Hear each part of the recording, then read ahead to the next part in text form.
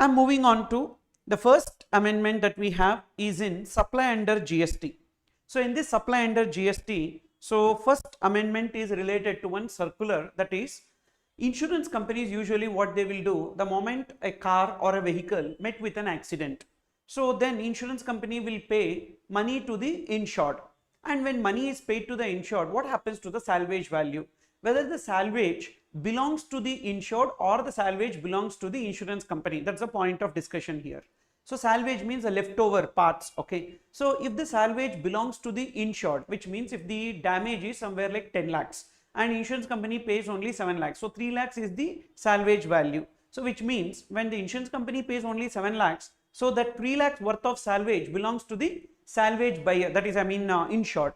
What he will do with the salvage? He will sell it. When he sell it, will it become supply? No, it will not become supply. Why it will not become supply?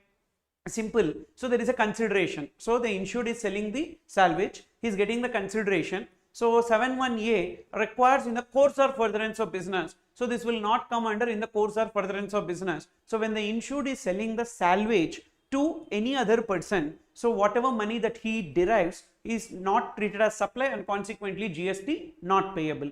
Same way, suppose if the insurance company pays to the insured 10 lakhs. So insurance company is telling, okay boss, I pay you 10 lakhs and you give me the remaining parts of the damaged vehicle, etc. to me. Now in that case, so who owns the salvage? Insurance company owns the salvage. What insurance company will do with that salvage? Definitely they will sell. So when they sell it for 3 lakhs, whether that will become supply and GST payable on 3 lakhs? Of course, yes. On that 3 lakhs, definitely GST will be payable, and reason being, so it is incidental or ancillary to their business. So their business is insurance and incidental or ancillary to business. So due to that reason, that activity becomes supply and consequently GST will be payable. So that is the point here. Whether insurance company is liable to pay GST on the salvage value or wreck value while assessing the damage to a motor vehicle. Suppose if the salvage remains with the insured, so not a supply and GST not payable. That's the first point I discussed. Second, salvage becomes the property of the insurance company. So sale of such salvage is treated as supply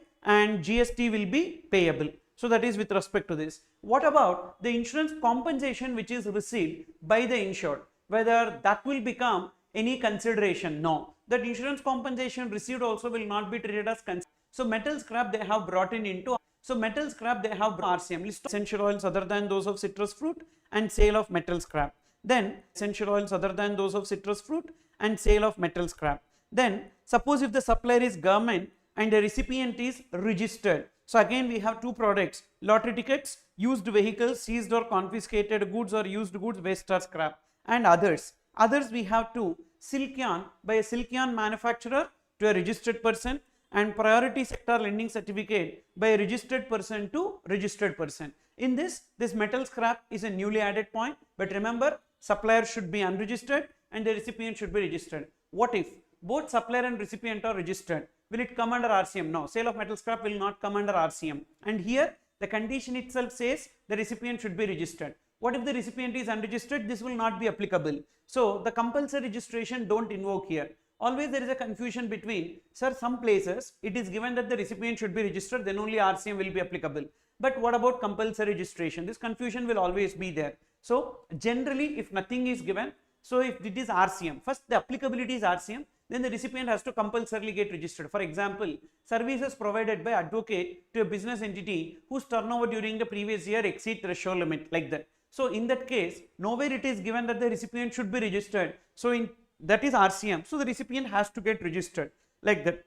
For example, renting of motor vehicles, supplier should be other than body corporate, recipient should be body corporate, and the rate of GST is 5%. If these three conditions are satisfied, it will come under RCM. What if the recipient is not registered? They have to compulsorily register. The moment RCM is applicable, the recipient has to compulsorily register. But for the applicability of RCM, so we are checking here, the recipient is registered means then only RCM will be coming. So that's why don't get confused. So here, if both are registered, so RCM will not be applicable, it will be FCM only. So only when this is applicable. Next, supply of metal scrap by a registered person to another registered person, as I already told you, is not covered under RCM. However, the said transaction is notified for TDS under section 51. So therefore, when a registered person is supplying metal scrap to another registered person, So the recipient should deduct 2% towards the TDS and remit the same to the supplier. Previously, TDS under section 51 was applicable only for government departments, government establishments like local authority, etc.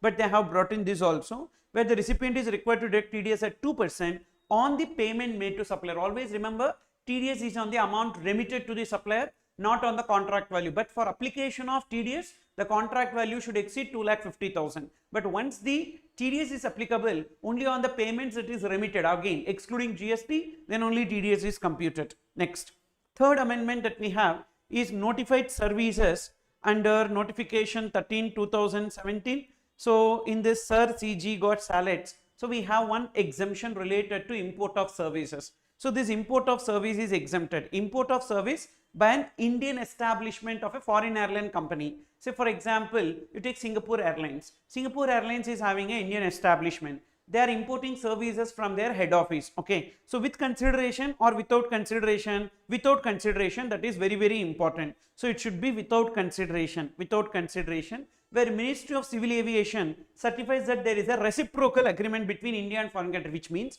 for an Indian airline company outside India, they have an establishment in Singapore. So Singapore government has given some exemption too. So Indian like airlines, foreign establishment. So reciprocal agreement will be there wherein we will be giving the exemption here. Okay. But this condition is crucial, that Ministry of Civil Aviation certifies that there is a reciprocal agreement. Okay. So then in that case, this import of service will be exempted. So this is a newly added point with respect to the exemption. So this transaction is exempted. Next one, renting. In case of renting of immovable property, we have certain changes that you need to be carefully understanding here. First, residential property, renting of residential property. So we have two exemptions, no change in that. Even previously also we had that, now also we have renting of residential property for residential purpose to an unregistered person. So to an unregistered person, whomsoever that unregistered person may be, that unregistered person can be any person. Okay, person, it can be a company also. Okay, unregistered. So then it is exempted. Then second one, but it should be for residential property for residential purpose. Second one, what if it is to a registered individual? Registered individual for their family stay is also exempted. So these are the 2 points where we have exemption with respect to renting of residential property. In other cases, it will be taxable. Now, wherever it is taxable, so if the recipient is registered, it will be coming under RCM. So recipient is registered, whether it is for residential purpose or commercial purpose. The moment it is a residential property, if the recipient is registered, definitely it will come under RCM. So is there any exception to this, that FCM will be applicable? Only one place, that is if it is given on rent for commercial purpose, it is not exempted. If it is given for commercial purpose, it is not exempted. So renting of residential property for commercial purpose, it is not exempted. Then in that case, if the recipient is unregistered person, then it will be coming under FCM. So what you need to remember, so there are like lot of people will tell you different charts. Even I also tell different charts and all for this, but the chart and all will be so much confusing. You just stick on to this, so it will become easy for you. So there are 2 exemptions and only one condition for RCM, that recipient should be registered. And suppose if it is renting of residential property for commercial purpose to an unregistered person, then it will be coming under FCM. Then what if it is a commercial property? For a commercial property, we have one latest amendment, that is if it is accommodation services. But actually this accommodation services point is common even for residential property also, not necessary for commercial property. It is common for both residential as well as commercial property. This accommodation service is common because while drafting they did not specify accommodation of a commercial property. They said accommodation services, which means accommodation service can be of residential property or commercial property, but there should be a minimum period for which it should be given on rent. What is the minimum period? Minimum period of 90 days, means 90 days and above. Okay, 90 days also fine. 90 days and above should be given, minimum period of 90 days. And is it like continuous 90 days? Of course, it's a continuous 90 days, means in the bill itself, it should mention like check-in, check-out kind of. So continuous. Even this exemption is applicable for hotels, inn, guest house. Everywhere this exemption is common, not only for hostels or PGs, even for other establishments also they can claim this exemption. But remember, minimum period of 90 days. And what should be the charges? The charges should be per month, which is less than or equal to 20,000 rupees. So if it is per day also, you count. For example, per day 500 rupees. So for 30 days, 15,000 rupees considered. So that's how we need to compute. Even if per day information is given, you count it per month. So less than or equals to 20,000 per person per month, then it will be exempted. So this accommodation is common for both residential, this exemption is common for both residential property as well as commercial property. And what are the conditions for RCM? So this also they have latest added, that is, for commercial property, two conditions should be satisfied. Condition number 1, supplier should be unregistered and the recipient should be registered. These two conditions should always be satisfied. Okay, then only it will come under RCM. What if the supplier is registered? Definitely it will not come under RCM. Supplier should be unregistered and the recipient should be registered. Then only it is RCM. And what if the supplier is registered? So it will not come under RCM, it will be FCM. So this is what in short that you need to remember for immovable property services. So any question that you get, you just apply this table and you will be able to crack the answer. Okay. So see, sometimes you should not get confused, and in exam they will confuse you. You be clear onto your application. When you are clear onto your understanding and application, even if the question they confuse you also, so you will not go wrong. Okay. But problem is that when you think too much, definitely it will go wrong. Next. Then we are moving on to exemptions under GST. In these exemptions, so the next amendment is section 11A of CGST Act, also section 6A of IGST Act. So if there is any particular transaction on which GST was not at all paid in the past, so this is something called as past general practice. So in some previous period on a particular transaction, GST was not paid on that particular transaction. Okay, and so suddenly in Finance Act, say 2024, Finance Act 2024, they brought in the transaction into the taxable levy. Now in that case, can government roll back? So through Finance Act they gave that, and can they roll back?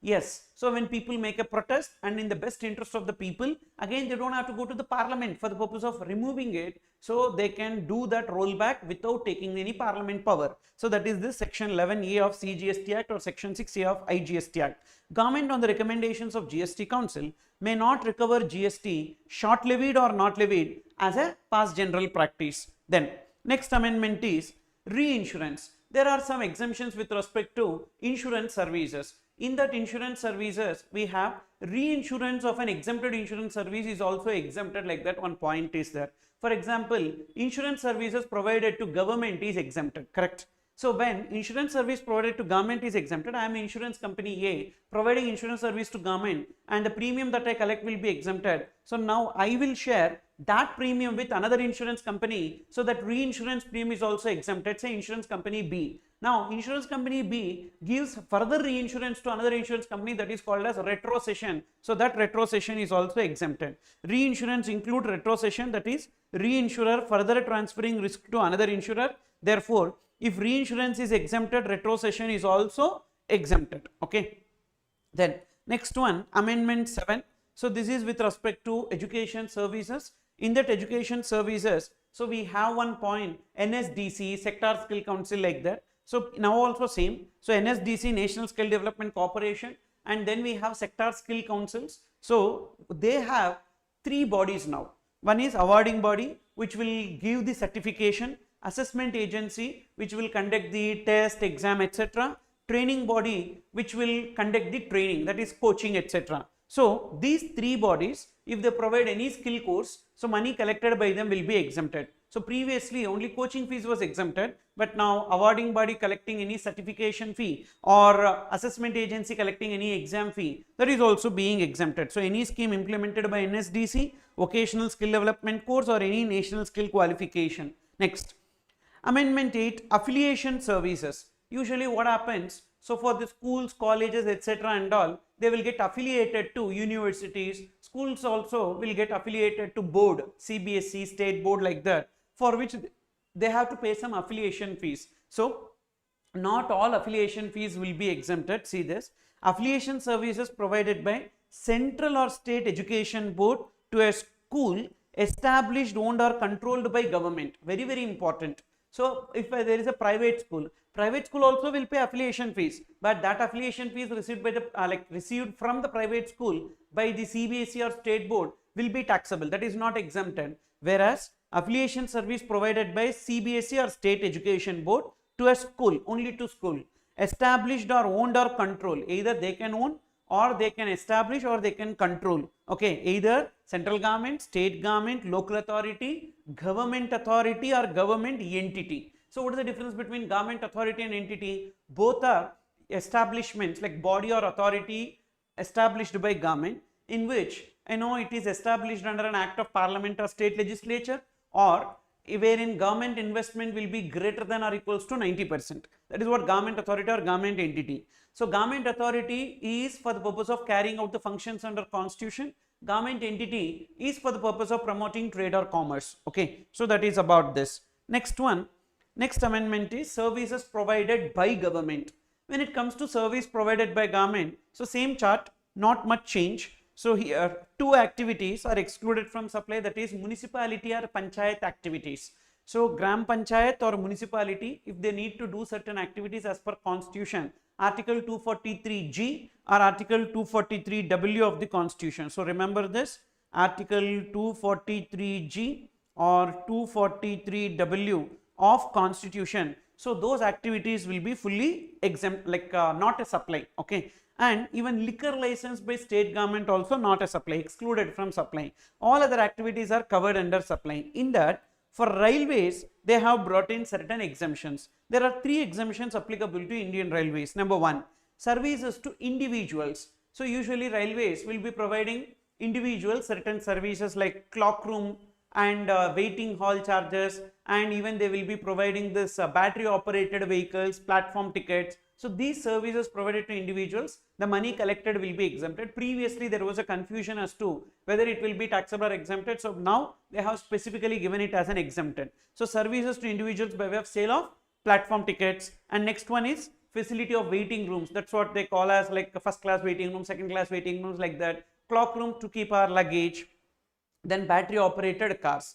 Then next one, services by one zone or division to another zone or division. Usually railways operate on a zone basis division. First they will divide into zones, railway zones, and thereafter below that zone there will be division. So one division to another division, one division to another zone, or zone to another zone. Between them, if there is any activities, that will be exempted.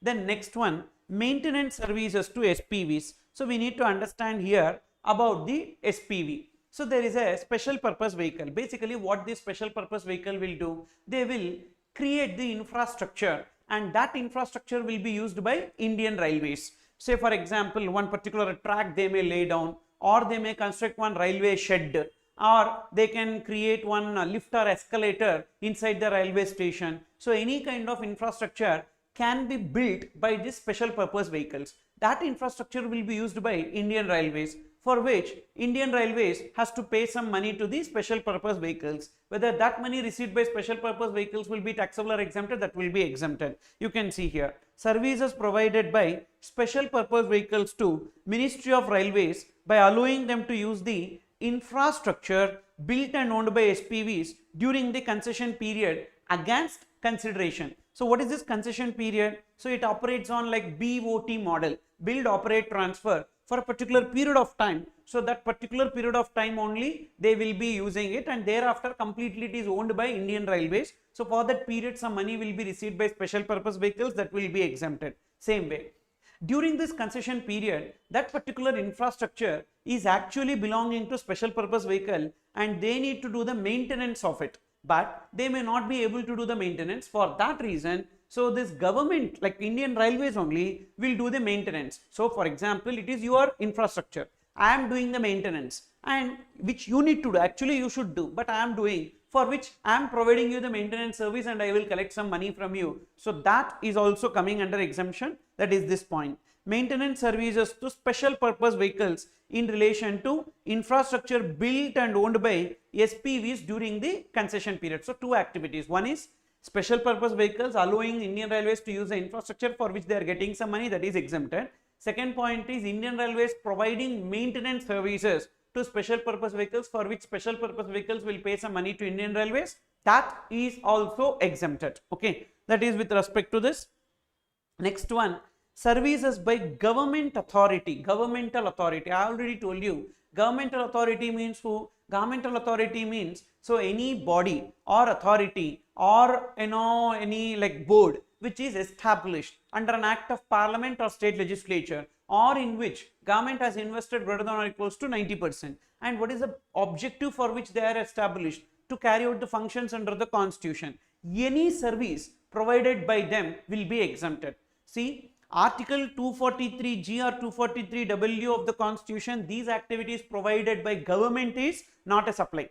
Not a supply. If it is provided by government authority or government entity, it will be exempted. Okay. So, therefore, RERA, Real Estate Regulatory Authority. Is Real Estate Regulatory Authority also a government authority? Yes. And any services provided by government authority will be exempted. Accordingly, RERA is a government authority and statutory collections made by RERA is covered under exemption. So, that's a CBSE circular. Next one, renting. So, in case of renting, already we discussed. So, following are exempted. So, in case of renting of movable property, 4 exemptions that in the past also we have this. So, I have a motor vehicle that can carry more than 12 passengers. I am giving on rent to state road transport undertaking, that is exempted. But remember, greater than 12 passengers while counting the passenger seat. So, like while counting the 12 passengers, don't include driver's seat. Then next one, I have an electric vehicle that can also carry more than 12 passengers. I am giving on hire to a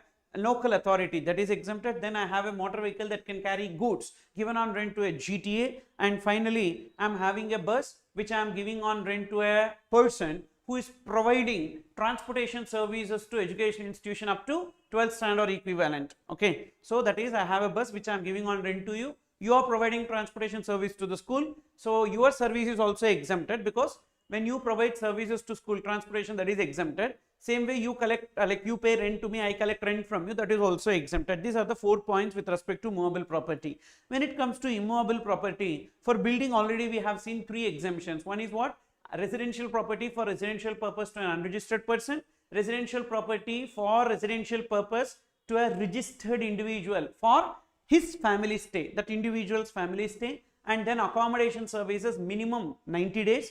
And subject to maximum 20,000 rupees per person per month, that is exempted. Then in case of land also we have exemption, usually we neglect that. So, see this, upfront charges. So, say I have a land, and basically who is the supplier here? Government is the supplier. Government is giving land on lease to government authority or government entity, and that lease can be a short term lease or a long term lease, whatever may be the period of lease. And in that case, annual lease rentals as well as upfront charges will be exempted. Okay. Whereas, suppose if SIDCO, State Government Industrial Development Corporation, is having some land, industrial land or land for development of infra for finance business, if they are giving land on lease for industrial units, so that land lease is also exempted, provided it is a long term lease. What is a long term lease? Greater than or equals to 30 years. And here what is exempted? Only upfront charges is exempted. That upfront charges includes preferential location charges. Okay.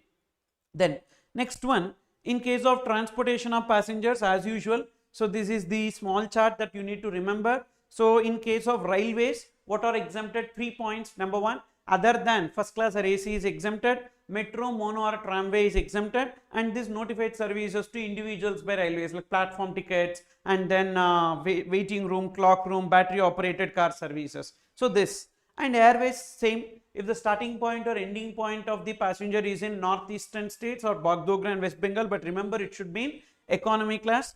And viability gap funding 3 years. Waterways we have 2 exemptions. Inland waterways is exempted.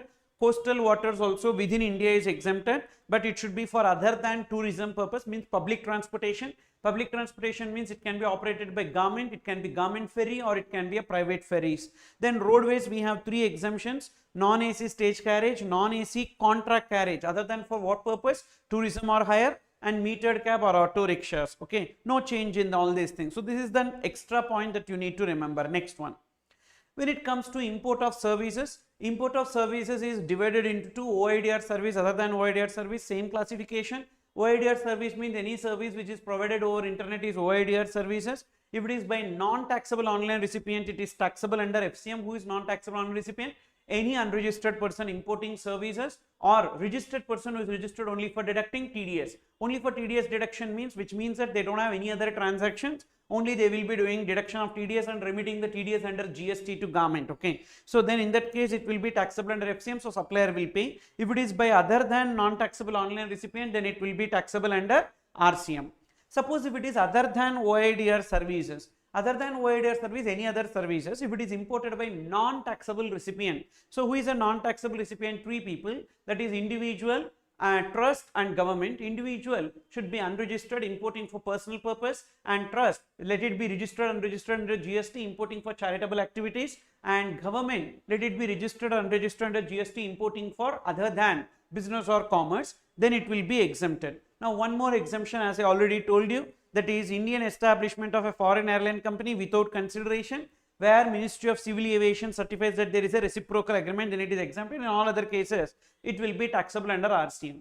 Then there are two circulars related to this import of services. The first one, you see, usually what happens, there is a Indian subsidiary company or Indian related company affiliate, so which is taking loan from a foreign affiliate. Okay, so there is a foreign holding company, say, an Indian subsidiary company. The Indian subsidiary company takes loan from a foreign holding company, and for that loan the Indian subsidiary company is just paying the interest. Then in that case, will it be exempted? So logically, if they borrow money within India, so that is interest on loans, advances, deposits, which is exempted. As they borrow money from outside India, because of which it will become import of services and it may become taxable. To avoid that only, they have brought in a circular which says that if there is an Indian affiliate of a foreign company which is taking loan from a foreign company, if the consideration is only interest, if the consideration is only interest or discount, then the said activity is not a supply, and so it is not a supply, so we don't have to bother about value under Rule 28. Why value under Rule 28? Because in case of related parties, we determine the value as per Rule 28, that point here.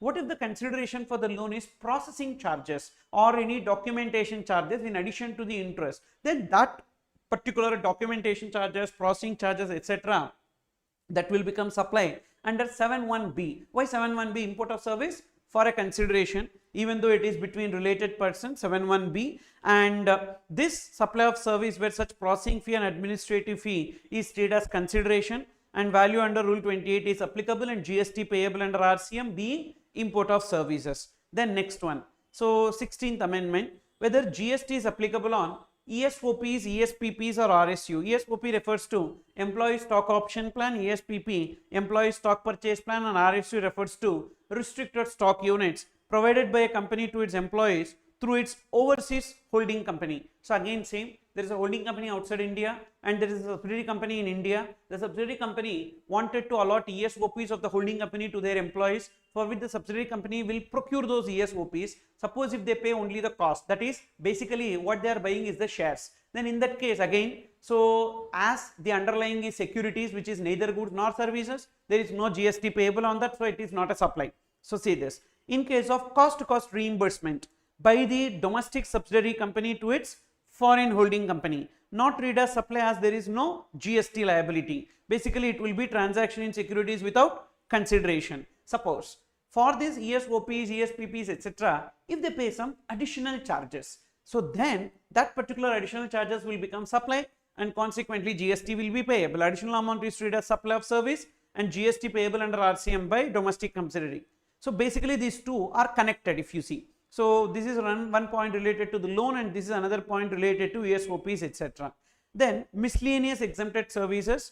So here supply of service by way of providing metering equipment. Basically if there is a electricity distribution or transmission utility, so they will be providing distribution of electricity services, transmission of electricity services, and for that electricity services they will be collecting some money, and that is exempted because transmission and distribution of electricity by electricity transmission or distribution utility is exempted. Okay, now they provide lot of other activities as well. What are those other activities? Like shifting of meters and increasing the load, like 1 phase to 3 phase, like that lot of other activities they will be providing. There was a confusion as to whether those activities are also exempted or not. So finally, so they have brought in that as one entry itself, that it will be exempted. You can see supply of services by way of providing metering equipment on rent or testing of meters, releasing electricity connections, shifting of meters or service lines, issuing duplicate bills, etc., which are incidental or ancillary to the supply of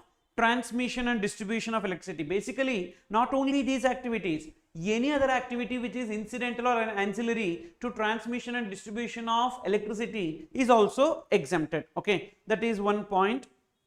This is one point. Then another one is related to research and development services. Basically what happens, so in section 35 of Income Tax Act, so scientific research expenditure is is allowed as deduction, like that one point is there na. So like that scientific research expenditure is what, like either they will be donating it to one association or university, etc.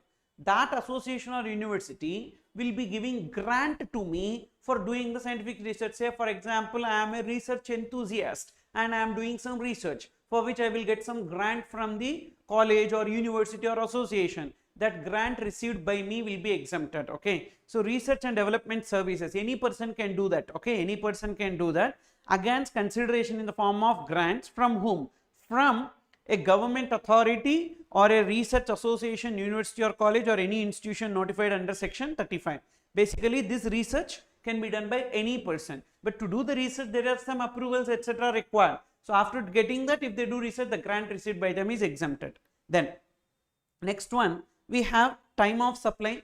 In time of supply there are only two circulars newly added. One is time of supply in case of hybrid annuity model projects. In case of hybrid annuity model projects, what will happen? Say for example, I am a builder and I will enter into contract with government, wherein I will lay down, like National Highway Authority of India, wherein I will lay down the highway road and I will also do the maintenance. So it is basically a continuous supply of service, because it takes more than 3 months to complete and involves periodic payment obligation. So it's a continuous supply of service. And in case of continuous supply of services, usually what will be taken as the due date of invoice. So due date of invoice will be simple. Due date of invoice will be if so due date of installment is ascertainable from the contract, the due date of installment will be taken as due date of invoice. If the payment is connected to completion of an event, as and when the event is completed, that event completion date will be taken as the due date of invoice. In the absence of that, the date on which the payments are received will be taken as the due date of invoice. So this is the due date of invoice. Why this due date of invoice is relevant? Because for time of supply in case of services, time of supply in case of service, if invoice is issued within due date, then that is invoice is issued within the due date of invoice, then invoice date, actual date of invoice or date of payment, whichever is earlier. If invoice is not issued within the due date, then completion date or payment date, whichever is earlier, will be taken. So change. But what should be taken as the date of completion? In case of hybrid annuity model projects, they are telling the date of completion will be not the date of completion of the event, milestone event, etc., but the date of completion will be the due date of installment will be there. Na? The due date of installment will be taken as the date of completion here. Okay. So hybrid annuity model contract is a single contract where the supplier is responsible for both construction of highway and its operation and maintenance over a period. It is a continuous supply of service and due date is determined as per section 31 subsection 5 and time of supply as per 13 subsection 2. Installment is payable by NHAI. That installment include both, okay, principal component as well as interest component. What about interest? Definitely it is included in value na, as per 15(2)(d). As per 15(2)(d), interest, late fee, penalty on account of delay in receipt of consideration should be included in the value. Accordingly, it will be included in the value. And what will be taken as the due date of installment? So due date of installment is considered as the date of completion. Basically, when date of completion will come, if invoice is not given within the due date, then only date of completion or date of payment will come. So the date of completion will be due date of installment. Next, after, definitely it will be taxable and we don't have any exemptions with respect to that. So here it is definitely derived a different time of supply. What is that they are telling? Whenever the installment is due or whenever the installment is paid, whichever is earlier will be taken as the time of supply. So GST liability arises when the payment is made or the payment is due, whichever is earlier. Payment is made or the payment is due. This is common for both. This is common for both, whether you pay upfront amount or installment amount. Whenever the payment is due or whenever the payment is made, whichever is earlier will be taken. Okay. And basically, how do we know which date the payment is due, etc.? There is something called as frequency assignment letter from Department of Telecommunication. In that it will be available. Okay. And that cannot be considered as the invoice. So this is one point. Frequency assignment letter issued by Department of Telecommunication to telecom operator cannot be considered as tax invoice. Then the next area that we are moving on to is place of supply. In place of supply, there is one amendment, that is, generally whenever the sale of goods happen through e-commerce platform to unregistered person, what should be taken as place of supply? We have got one section 10 subsection 1 clause CA, which says that whenever we are making sale of goods to an unregistered person, we need to take location of recipient in the records of supplier, otherwise location of supplier will be taken. Okay, and basically here whenever we are making sale of goods through e-commerce platform, so there will be two address, one will be delivery address, another will be billing address. So it is not a bill to ship to transaction, because in bill to ship to transaction there will be two parties, but here it is the same person, but that person has different address. Then what should be taken in this case? In this case they are telling you take the delivery address only as the place of supply. Say this. What is the place of supply in case of sale to unregistered person through e-commerce platform? Usually place of supply is the location of recipient in the records of supplier. In the absence of such details, place of supply will be taken as the location of supplier. This is a provision. Now what if the billing and delivery address match? No confusion, one address only, take that address itself as place of supply. Billing and delivery address doesn't match, in that case the delivery address, don't remember billing, delivery address record in invoice. Here address record in invoice means, so whether full address needs to be recorded, not necessary, even if the state is recorded, that is sufficient. Name of the state on the invoice is sufficient to be considered as recording the address of the recipient. Then next one, so this is related to data hosting services. So basically there will be one person so who will own the cloud computing platform, and there will be another person who is receiving the cloud computing services. Best example, say Netflix. Netflix is a cloud computing platform, and so people who watch the Netflix will be the individuals. Okay, now in this case what happens, one person will be there who will be providing the data hosting services, because Netflix cannot directly put it into Google Drive and share the Google Drive link to you. So some data hosting is required. For the sake of that, one data hosting service provider will be there. What this data hosting service provider will do, will host the Netflix content in his server and give the access to the people who are the recipients of Netflix. Okay, and in that case, can we call this data hosting service provider as the intermediary and bring intermediary services? Because this data hosting service provider is in India and Netflix is outside India. Can we bring in section 13 under intermediary services? No, we cannot call it as intermediary services, because they do on principal to principal basis. Basically intermediary services means it is like connecting the supplier and the recipient and coming out of the transaction. That is what intermediary. Here it is not an intermediary services, as the same is on principal to principal basis, it is not an intermediary services. Then second point, that is usually this Netflix will be giving some hardware for the data hosting service providers, maybe some servers or some storage devices etc. will be given by Netflix, and just because they give them storage devices, so can we call it as performance based service on goods? No, it cannot be called as performance based service in relation to goods, even though hardware is provided by the recipient. Okay, it is not performance based service in relation to goods, as the principal supply involves innumerable services. Lot of activities are there basically. So they need to arrange the premises, who data hosting service provider, connectivity they need to arrange, and security they need to provide, human resources etc. and all is there. So it is not just services in relation to goods. Then next, even can we call it as like providing some renting of immobile property? No, because data hosting is not renting of immobile property. Yes, immobile property is required, but immobile property alone will not be sufficient. So it cannot be brought into immobile property service also. It cannot be treated as service in relation to immobile property, as the same does not involve mere renting. Fine. So it is not intermediary service, it is not performance based service in relation to goods, and it is not service in relation to immobile property. Then what? Then general provision will be applicable. If you see all the circulars in place of supply, general provisions only will be applicable. All the circulars, that is the final answer. But why general provision is applicable, we need to give the reasoning. So if you write, so place of supply as per general provision, location of recipient in the records of supplier, like that and all, if you write you may not get full marks. So only when you give the reasoning as to why general provisions, why not other provisions, then only you will get marks in relation to the circulars. Okay.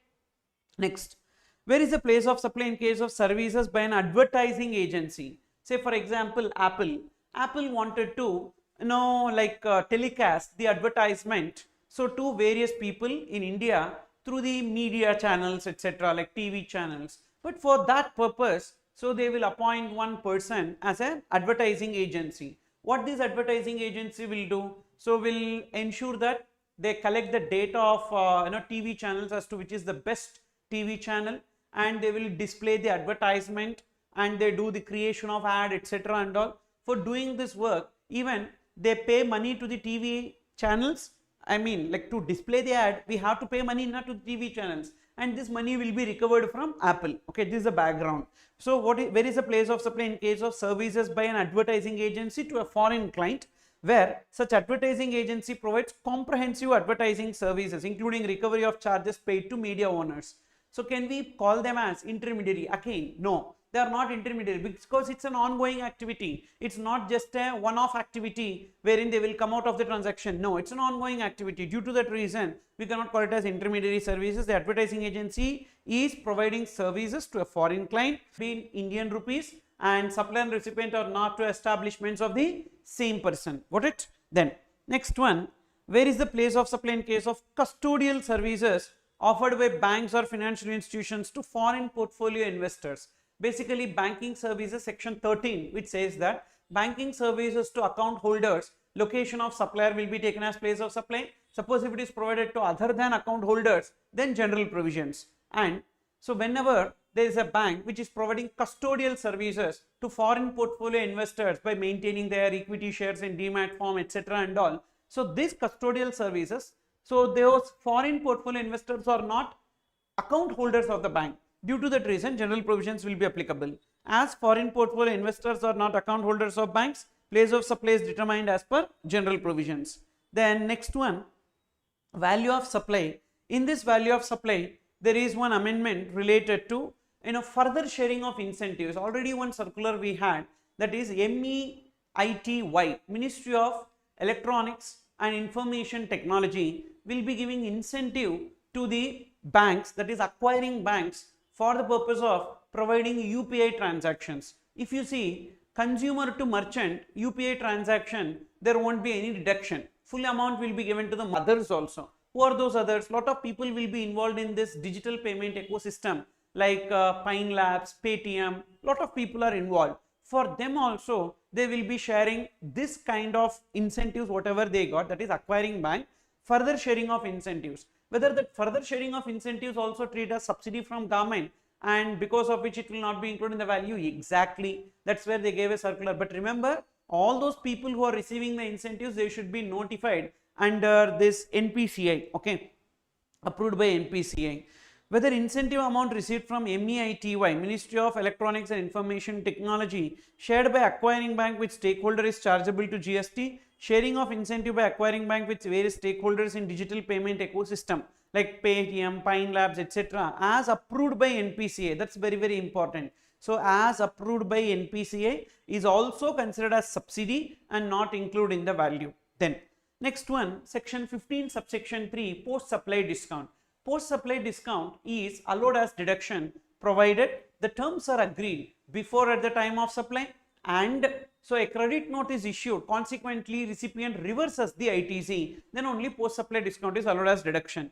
So whether the terms are agreed or not before at the time of supply is clearly evident, but how the supplier will know whether the recipient will reverse the ITC or not, because that is also one of the condition. Only when recipient reverses the ITC, the post supply discount is allowed as deduction to the supplier. But how the supplier will know? For that purpose, what they are telling is that supplier first he will claim the deduction, and every year he need to obtain either a declaration. Who should obtain? Supplier should obtain a declaration or a certificate from CMA. What is the declaration? That the recipient has reversed the ITC. If the ITC component in a financial year, like I am one supplier, I am giving multiple credit notes to the recipients for post supply discount. What is the ITC component for all these credit notes with respect to one supplier? ITC component with respect to all the credit notes with respect to one supplier. So we need to see if it does not exceed 5 lakhs in a financial year, then declaration. So recipient will give a declaration to the supplier. If it exceeds 5 lakhs, then recipient's CMA should certify that the recipient has reversed the ITC. Okay. So after the completion of the year, they need to submit that. how to ensure recipient has reversed the proportionate ITC. If the ITC component does not exceed 5 lakhs in a financial year, supplier shall obtain a certificate or undertaking from the recipient. If the ITC component exceeds 5 lakhs in a financial year, supplier shall obtain certificate from recipients CR CMA. Okay. Then next one, how to determine value of supply in case of import of services from related person where the recipient is eligible for full ITC. So this is also one clarification what they are telling. Generally in case of rule 28, so valuation between value of supply in case of related parties, okay, between related parties the value will be determined as per rule 28. In that rule 28 we have one proviso. What does it says? If the recipient is eligible for full ITC, then the open market value is deemed to be the transaction value. Okay, now is that applicable even in case of import of service from a related person? Yes. So value will be determined as per rule 28. As recipient is eligible for full ITC, transaction value deemed to be open market value. But usually supplier will not raise invoice in this case, recipient only should raise invoice. So as the said transaction is covered under RCM, invoice will be raised by recipient. What if invoice is not at all issued? See, invoice needs to be raised by the recipient, and invoice not at all issued, then what should be taken? The value of such service shall be deemed to be nil. But whether the invoice needs to be given? Yes, invoice needs to be given. This is called as self invoice. The self invoice needs to be given within 30 days from the date of receipt of goods or services. But if the invoice is not at all given, the value will be taken as nil. And this point is applicable, remember, in case of import of services from a related person. Any service you can apply this point. Okay, next amendment is related to corporate guarantee. So rule 28 sub rule 2. So what should be taken as value of supply in case of corporate guarantee between related parties? The value will be 1% of the guaranteed amount. So whatever is the guaranteed amount, that is per annum. For example, if the period for which the loan is guaranteed 4 years, then 1% for 4 years means 4% of the guaranteed amount, or the consideration involved. Okay, for example, holding company is giving guarantee to the subsidiary company for 100 crores, and for which the subsidiary company gives somewhere like 5 lakhs as the consideration. 100 crores into 1%, 1 crore or 5 lakhs, whichever is higher, 1 crore only will be taken as a value, and that was there even previously. Now what they added is per annum. Suppose if it is for a fixed term of 3 years, 4 years, accordingly we need to take into 3 into 4 like that. Okay, and here one more point, if the recipient is eligible for ITC, this point was not there before. If the recipient is eligible for full ITC, then whatever value that is declared in the invoice will be taken as the value here. Okay, what if invoice is not given? Then the value will be nil. This point is common. All the places wherever recipient is eligible for full ITC, the value declared in invoice will be taken as the open market value. What if the invoice is not issued? The value shall be nil. Okay, and 1% compute on the loan sanction but not on the loan disbursed. For example, holding company give the guarantee for 100 crores, but the loan taken is only 40 crores. Even though loan taken is only 40 crores, but the guarantee is for 100 crores. So on that only we need to compute the value, not on the loan disbursed but on the loan sanctioned. And say for example, if the holding company is giving guarantee for 100 crores and that will be taken as value and GST paid, but the loan disbursed is only 40 crores now, which means the recipient can take ITC with respect to entire GST paid or only with respect to 40 crore portion entire. So recipient can avail ITC with respect to GST paid by supplier irrespective of the loan disbursed. Then if the loan is for a fixed term, no issue, then 1% will be computed for each year and GST payable at the time of issuance of guarantee. However, in case of annual renewal, sometimes what will happen, there will be annual renewal, like yearly renewal will happen. Then in that case, every year we need to compute the value and we need to pay. But at the time when we do the annual renewal, at the time we need to see what is a guarantee, loan guarantee amount. Okay, so at the time of issuance of guarantee, however, in case of annual renewal, GST payable each year based on the value determined each year. If the loan is for part of a year, say for example, loan is only for 9 months or 8 months like that, simple, that 1% we need to multiply into 8 by 12. Okay, multiply by 8 by 12 or 9 by 12 like that. Next, some more issues are there in this regard. One, whether GST, and one more very important point is that this particular Guarantee is only for corporate guarantee, not for non-corporate guarantees. Non-corporate guarantees means other than companies. Between guarantee between companies only this is applicable. Other than companies this will not be applicable. Even though they are related, we need to determine value as per rule 28 sub rule 1, the regular value, open market value, like kind and quality, cost plus 10%, etc. Also here, one more important point is that the recipient should be located in India. See here, value of supply in case of corporate guarantee to a related person, located in India. What if the related person is located outside India? This rule 28 sub rule 2 will not be applicable. Okay, so see this, whether GST is applicable on corporate guarantee in case of takeover of loans, since it is merely an assignment of already issued corporate guarantee. Usually what happens, say there is a holding company which has given guarantee for a subsidiary company, so to HDFC Bank. Now this loan is taken over from HDFC Bank by Axis Bank. Then in that case, whether there is a need of fresh documentation or not, we need to check. If there is a need of fresh documentation, then fresh guarantee, again the value will arise. Suppose if there is no need of any fresh documentation, then the value will not arise and GST is not payable. See that. Takeover of loans by one bank from another without issuance of a fresh corporate guarantee or renewal of corporate guarantee would not tantamount to provision of corporate guarantee. Therefore, GST is not applicable.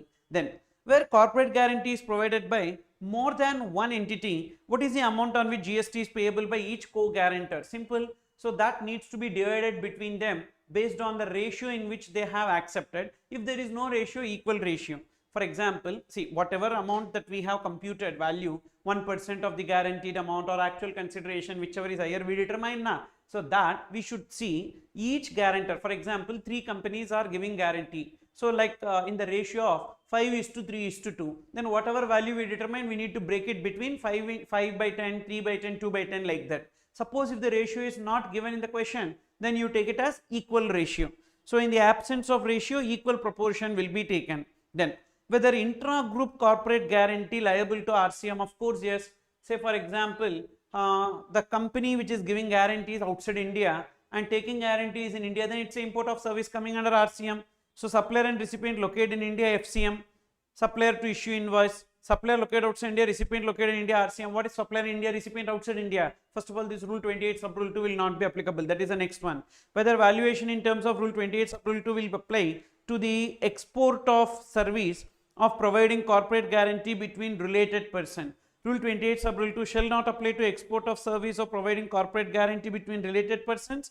In such case, value will be determined as per regular rule 28 sub rule 1, that is first open market value if not available, like kind and quality if not, rule 30 or rule 31, like that. Rule 30 is cost plus 10%. Here again, if recipient is eligible for full ITC, open market value deemed to be transaction value, whether that point is there, yes, that point is also there. Okay. Next, look into the next amendment, that is 29. Time limit for availment of ITC. Usually what is the time limit for availment of ITC as per section 16 subsection 4?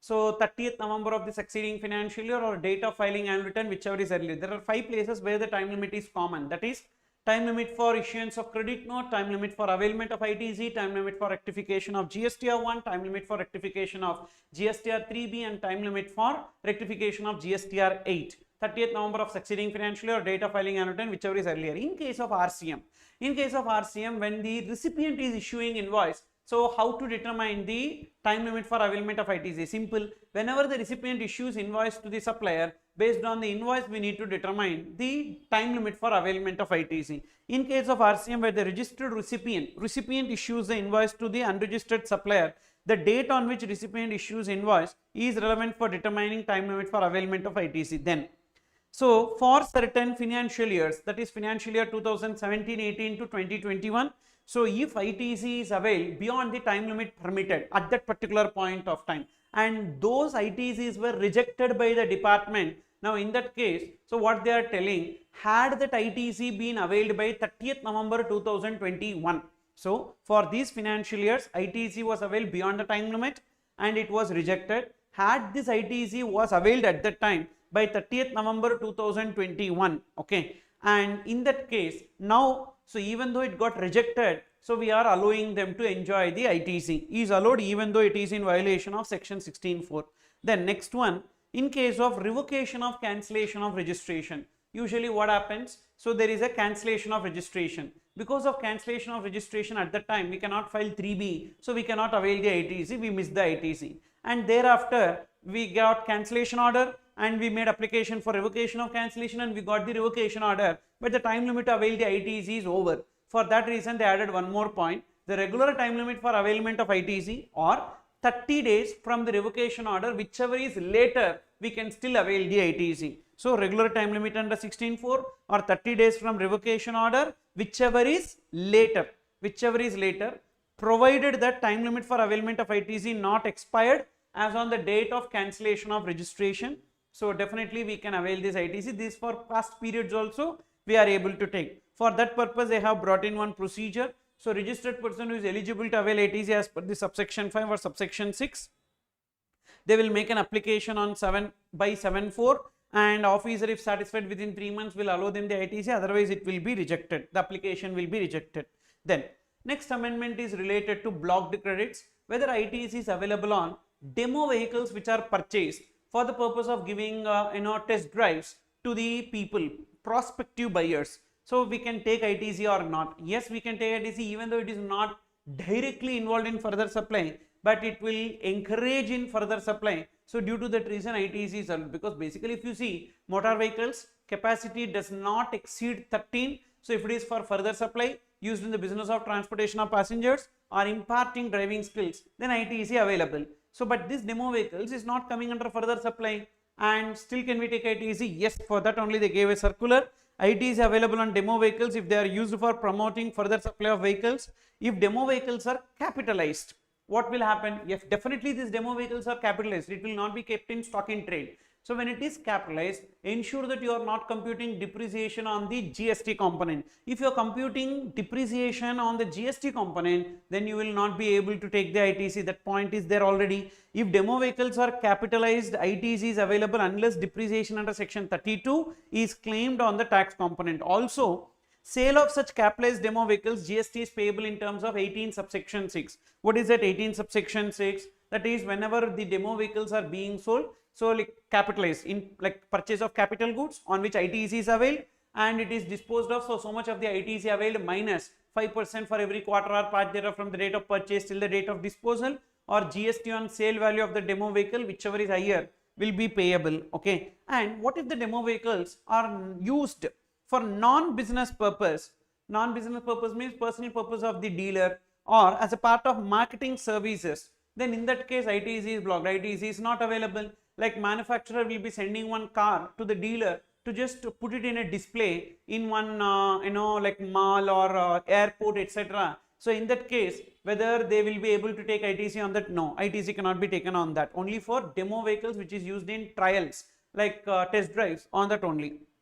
Next, whether ITC is available to insurance companies on the expenses incurred for repair of motor vehicle. Usually these garages or workshops will provide the repair services for which insurance company will pay the money. Suppose if insurance company pay the money, the bill will be in the name of insurance company, definitely insurance company can take ITC, there is no issue. But there is something called as reimbursement mode of settlement claim. What will happen? First the insured will pay the repair charges and the insurance company will reimburse the insured.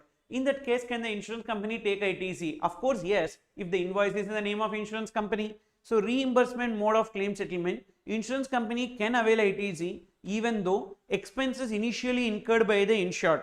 However, invoice for repair should be in the name of the insurance company, even though insurance company has not made the payment to the workshop directly, but even then they can take ITC. But only condition is that the invoice should be in the name of the insurance company. And suppose if the repair cost is 10 lakhs and the insurance company has paid only 6 lakhs, then in that case, even though for 10 lakhs invoice in the name of insurance company, they can take ITC only to the extent of 6 lakhs.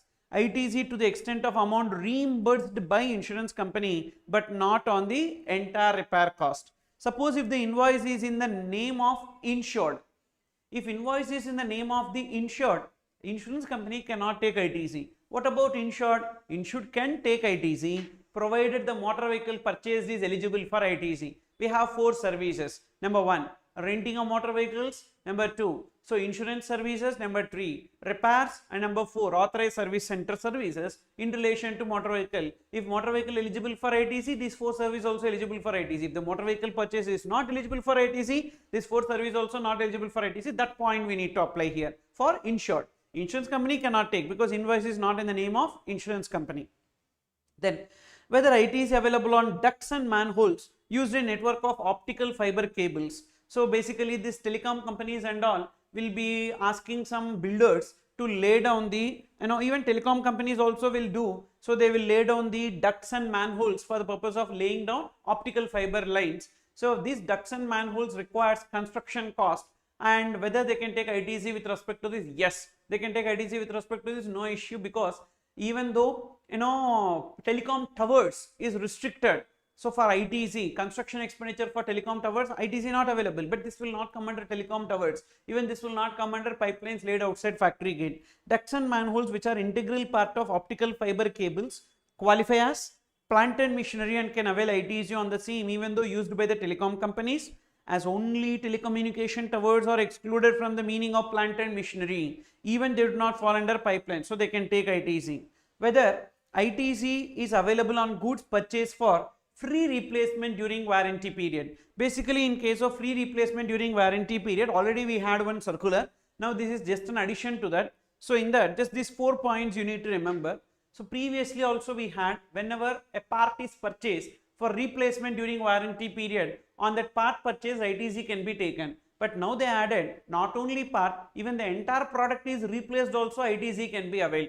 Okay, either the part is replaced or the entire product is replaced, ITC can be availed, and that replacement can be done at the manufacturer stage or then can be done at the dealer stage. But ITC is available to whomsoever is purchasing. For example, I am a manufacturer, I am purchasing the part or I am purchasing the product, and the replacement is being done. Now in this case, so either like I will be able to take ITC, and if the replacement may be done by me or the replacement may be done by the dealer, but I can take ITC. Whether a part or entire product is replaced during warranty, ITC can be availed on goods purchased for warranty irrespective of whether any consideration is charged or not with respect to such warranty repairs. Then next one, where the distributor uses his stock for replacement. So already distributor will have an inventory, using that he will replace the product during warranty, and the manufacturer will replenish it. While doing the replenishment means refilling, I will send a part. Whether that is supply, no, that is not treated as supply, and I can enjoy the ITC. So where distributor uses his stock for replacement, manufacturer replenishes the stock,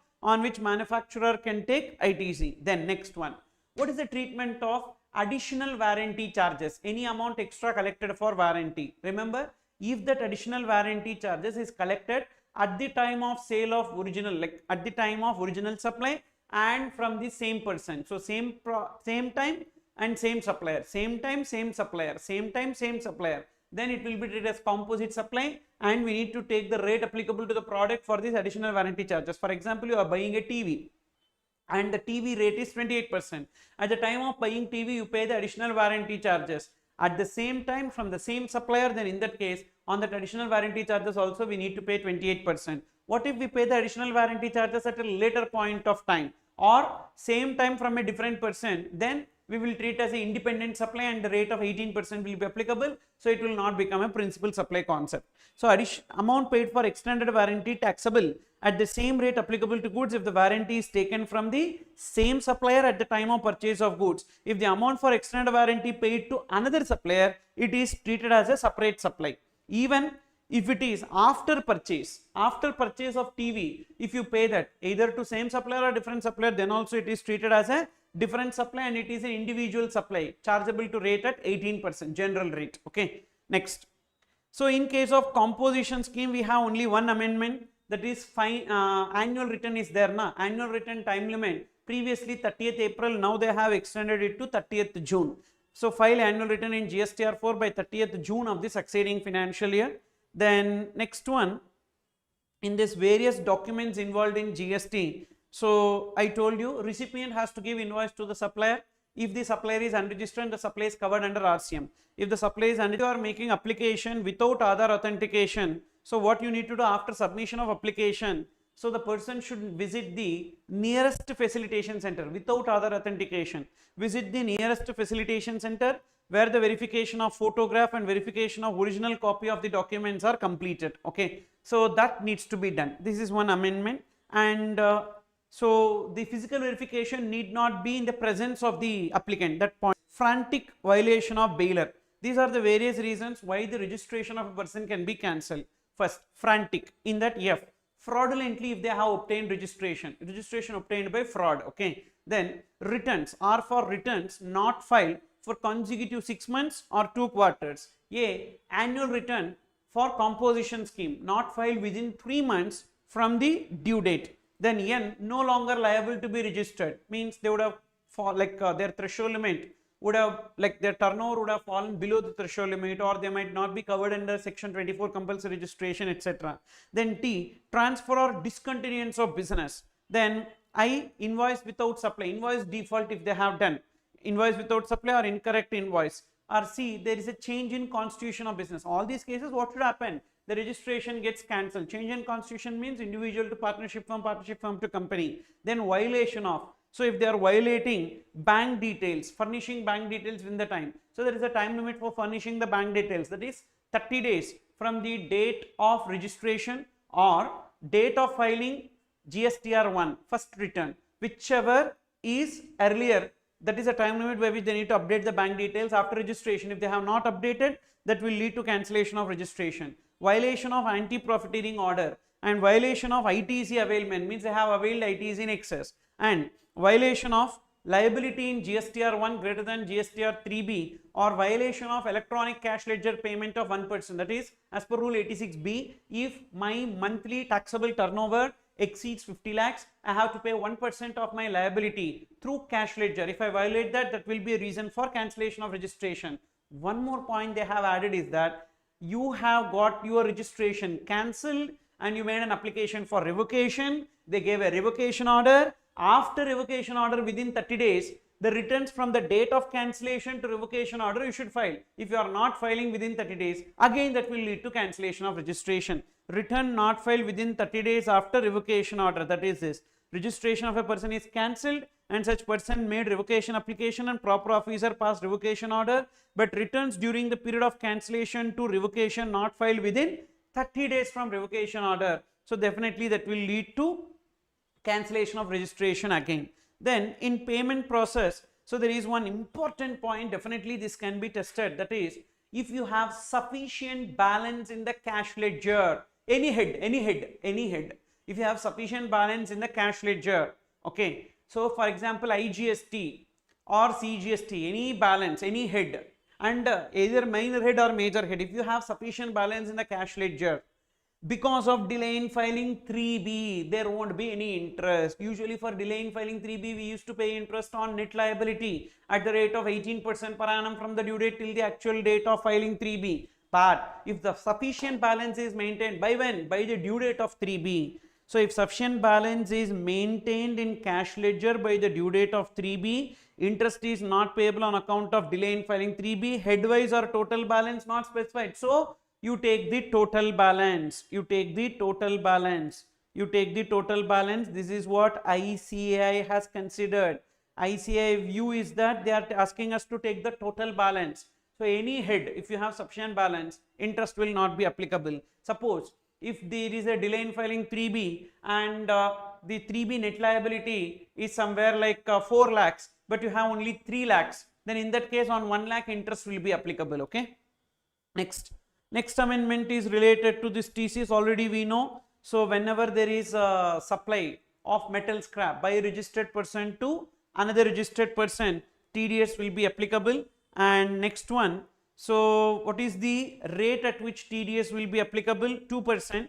But one point is there, between notified recipients, usually TDS is not there. However, if other than supply of metal scrap, for example, between government and PSU, if there is any supply, there is no TDS because they are notified recipients. Government also notified, PSU is also notified. But if there is a supply of metal scrap, definitely TDS will be applicable. That is this. So supplies between notified recipients other than supply of metal scrap. Then one more amendment in TCS is that the rate of TCS is 0.5%. Previously 1% or 0.5%, that is 0.25% CGST, 0.25% SGST. If it is interstate supply, 0.5% IGST. Then we have GSTR 1A, one newly added return. So this is amendment of GSTR 1 in the same month. For example, by 11th I am filing my GSTR 1 and by 20th only I need to file my 3B. So in these 9 days, if I want to amend my GSTR 1, I can amend my GSTR 1. But this amendment of GSTR 1 so will not have an impact in the recipient 2B in the same month, will have an impact in the recipient 2B in the next month. Okay. So GSTR 1A for amending the details furnished in GSTR 1 before filing GSTR 3B of the respective month. Okay. Next, one more amendment. This is related to how the invoices to be reported in GSTR 1.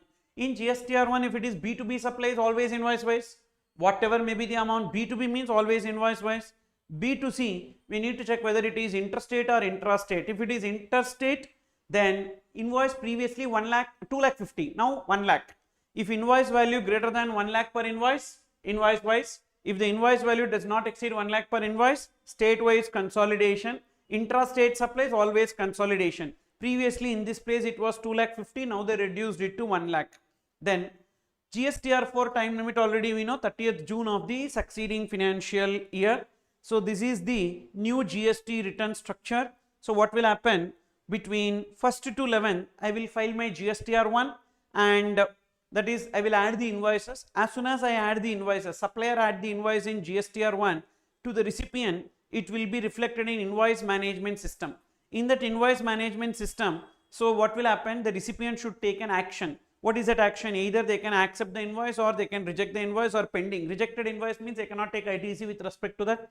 Accepted invoice means ITC will be taken. Pending invoice means transferred to next month invoice management system. Whatever is accepted will go to 2B. Suppose if no action is taken, everything will be adding. Unnecessarily interest will be payable. So interest liability will be saved and we can file this anytime.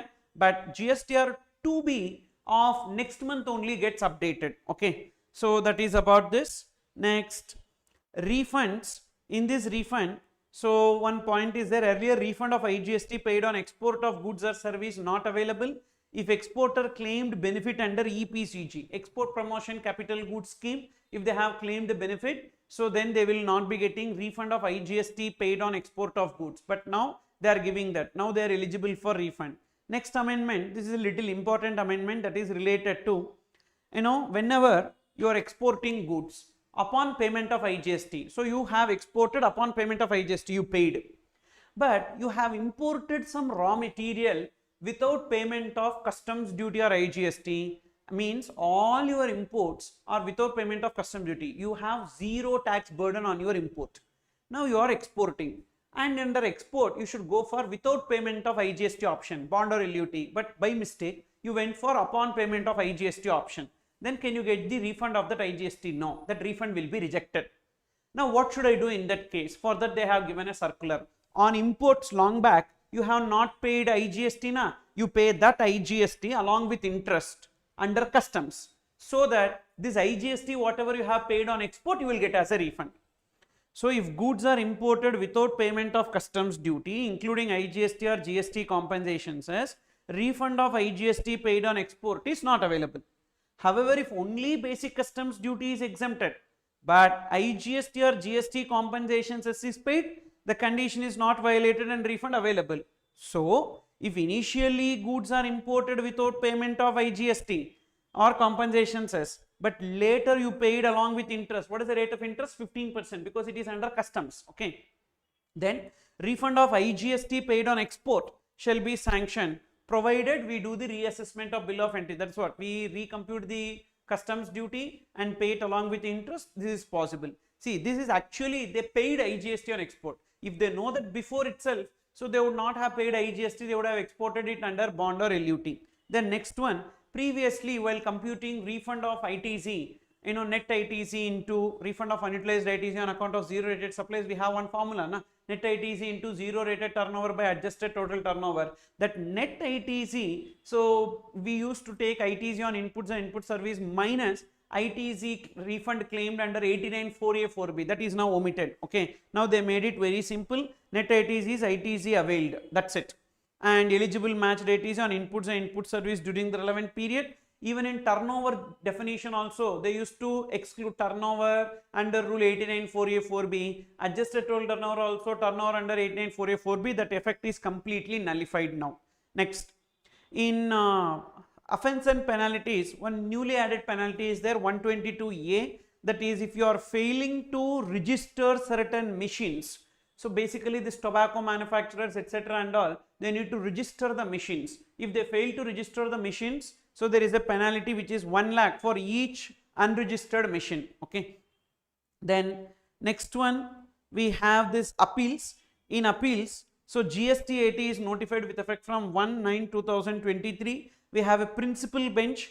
Principal bench previously used to hear only cases related to place of supply, but now they will be hearing cases relating to anti-profiteering also. So if the issue is pertaining to place of supply or anti-profiteering, we need to go to principal bench. If the issue is any other issue, we need to go to the state bench. Okay. And in the principal bench, we have president, judicial members, and one technical member and one of central government, state government. Even in state bench, there will be 2 judicial members, technical member central government and technical member state government. And here members can be transferred between the benches by president, but technical member of a state must stay in their respective state only. Then what is the time limit for filing owing to the establishment of GST 80? Usually the time limit for making appeal, so to GST 80 is 3 months plus 3 months from the date of appeal order given by commissioner appeals or additional commission appeals. But GST 80 now only established, so long back whatever orders which were passed by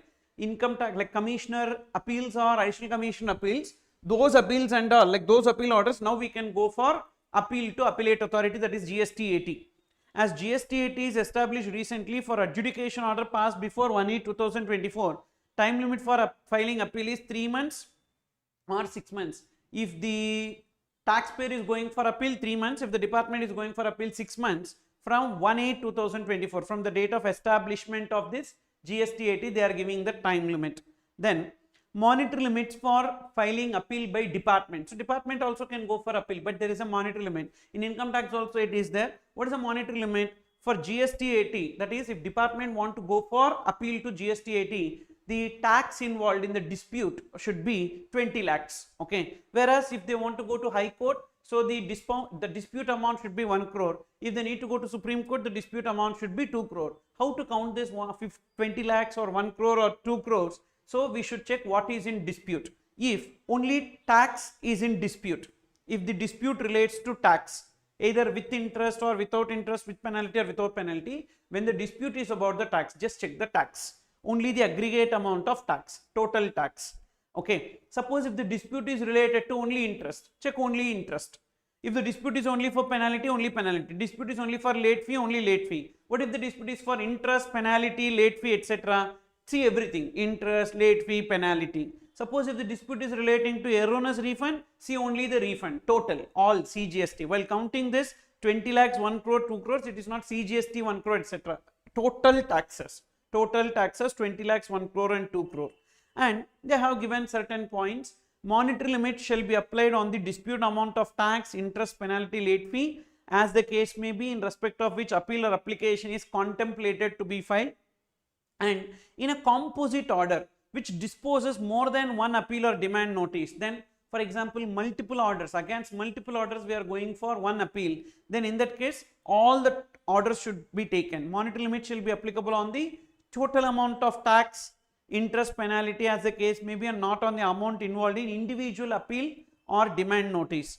Appeal should not be filed merely because disputed tax amount involved in a case exceeds the monetary limit. So just because monetary limit exceed, you should not go for appeal. Really there should be a case to go for appeal. Filing of appeal in such case is to be decided on merits. Where appeal is not filed, say because of monetary limit issue, appeal is not filed by the department, such cases shall not have any precedent value. For example, where there is one dispute, for the dispute department could not go for, they are not satisfied with CESTAT order, this GST 80 order, they are not satisfied with GST 80 order, but they could not go for appeal to High Court because of 1 crore monetary limit. That does not mean they accepted the GST 80's decision. Okay, so that is this. Non-filing of appeal based on the above monetary limits shall not preclude the tax officer from filing appeal or application in any other case involving the same or similar issue in which tax in dispute exceeds the monetary limit. That's all. So just because they did not go for appeal in the previous case because of monetary limit issue does not debar them from going for appeal in some other case where there is no monetary limit issue. Where appeal is not filed solely on the basis of above monetary limits, there will be no presumption that department has acquitted in the decision on the disputed. So it does not mean that they have accepted the decision. Then next one, this is continuation to that. This is exception to the monetary limits. First they gave a monetary limit, then they gave exception to the monetary limit. In these cases, definitely appeal can be filed even if the monetary limit is affected. Okay, like say for example, where any provision, so when we can go for appeal irrespective of the monetary limit, if there is a appeal against a provision wherein it says that the provision, that is the counterparty is telling the provision ultra-vires the constitution, provisions of the act ultra-vires the constitution. Now department want to go for appeal, yet it can, no limit, no monetary limit. If the counterparty is telling that there is a provision of rule which ultra-vires the act, department can go for appeal against that. And the counterparty is telling if there is a provision which is ultra-vires, provision of notification or circular which ultra-vires the act or rules on that also. So 3 points remember, dispute is act ultra-vires constitution, rules ultra-vires act, or notifications or circulars ultra-vires the act or rules. On these 3 cases, appeal can be filed by department without any monetary limit issue. That is one point you need to remember. Next one, where the matter is related to certain crucial areas, valuation, classification of goods, refunds, valuation, classification, refunds, place of supply, or any other issue which is recurring in nature, then they can go for appeal with irrespective of monetary limit. Where strictures or adverse comments were passed on the department, so on that they want to go for appeal, or any other cases where in the opinion of the board it is necessary in the public interest. These are the exceptions. So there is a possibility, because even in RTP they gave one question related to this, so you can definitely remember this. So these are the various amendments that we have in GST. In customs there is only one amendment, that is removal of protective duty. So protective duty under section 6 of Customs Tariff Act stands omitted. So now we don't have any provision. Then one more, it's not like an amendment, but ICA has taken, there is one notification number 45 of 2017. In this notification number 45 of 2017, what will happen? First, we are importing some goods. Okay, first we are importing some goods, and those imported goods are exported. Those imported goods are exported, and thereafter it will be re-imported. It will be re-imported. When it is re-imported, so we have certain concession, and this period, what should be the time frame? This time frame, so actually as per notification it was 3 years plus 5 years, but ICA has taken it as 5 years plus 2 years, 3 years plus 2 years, but they have taken it as 5 years plus 2 years. Okay, and this is the regular time limit that you need to remember. Okay, so this is not like an amendment, but this is one point which has some importance, so that's why I just gave you this. So you can see here it is in the chart. Exactly in this place.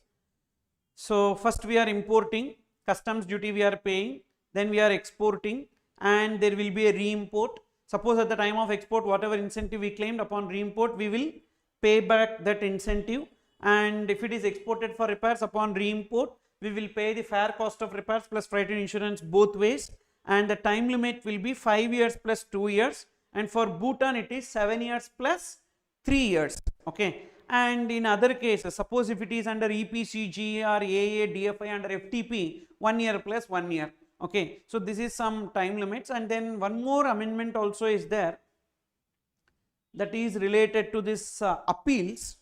In this appeals, so appeal to GST-AT, appeal fee for appeal to GST-AT, for appeal to GST 80.